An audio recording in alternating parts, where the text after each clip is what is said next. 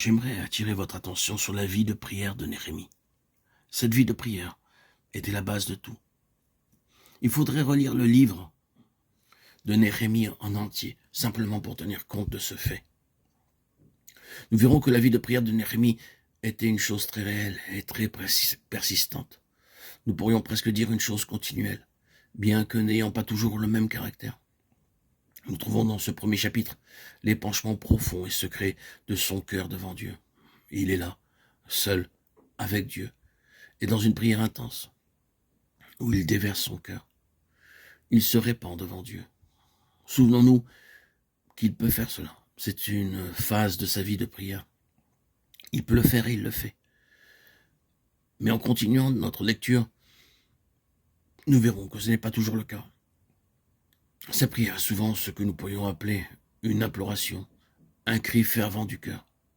Et je priais le Dieu des cieux, Néhémie 2:4. C'est comme un cri fervent du cœur qui s'élève soudain. Il n'y a pas de temps particulier pour que le cœur se répande. À ce moment se présente une situation, un besoin, une position difficile, quelque chose qui se dresse et qui l'empêche de se retirer à l'écart avec Dieu, pour répandre son cœur, qui ne permet que de l'élever à Dieu, depuis la place où il se trouve, pour un court instant en union avec le ciel, alors qu'il est déjà en contact avec le ciel. Ces deux formes de prière doivent aller ensemble. Nous entendons beaucoup de personnes dire « Oui, je peux prier partout. Je peux prier dans l'autobus ou le train ou bien en marchant dans la rue. » Ces personnes disent très souvent cela pour se dispenser d'une effusion secrète de leur cœur devant Dieu. Prenons garde à cela. Je ne pense pas que nous recevrons du ciel des réponses soudaines à des cris soudains si nous n'avons pas une véritable vie de prière. Je ne crois pas que nous puissions avoir un contact subi avec le ciel si nous n'avons pas une vie profonde avec Dieu. La vie de prière de Néhémie présente ces deux choses à la fois. C'est parce qu'il avait cette vie de prière en secret avec Dieu, se répandant comme il le pouvait devant lui, que dans les moments de besoin, étant déjà en contact avec le ciel lui répondait. Il est important que nous percevions cela.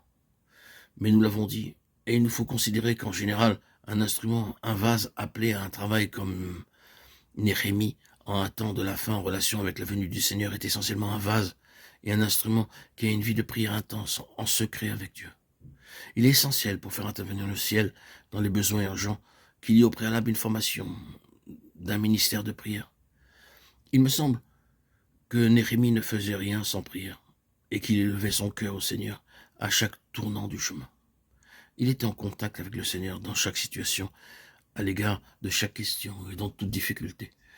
Il était un homme qui avait fait de la prière son champ d'action, en tout point et dans chaque direction. Que cela nous intéresse ou non, là n'est pas la question, mais la question est la suivante. Serons-nous pour le Seigneur un instrument en vue de l'accomplissement du profond dessein de son cœur? Si l'on est ainsi, il nous faut avoir une vie de prière. Il doit y avoir une place où, à part et seul avec le Seigneur, nous répandons notre cœur devant lui. À cause de cela, nous devons avoir un contact constant avec le Seigneur, à mesure que nous avançons point par point dans ses intérêts. La vie de prière de Néhémie est une chose que nous devons méditer.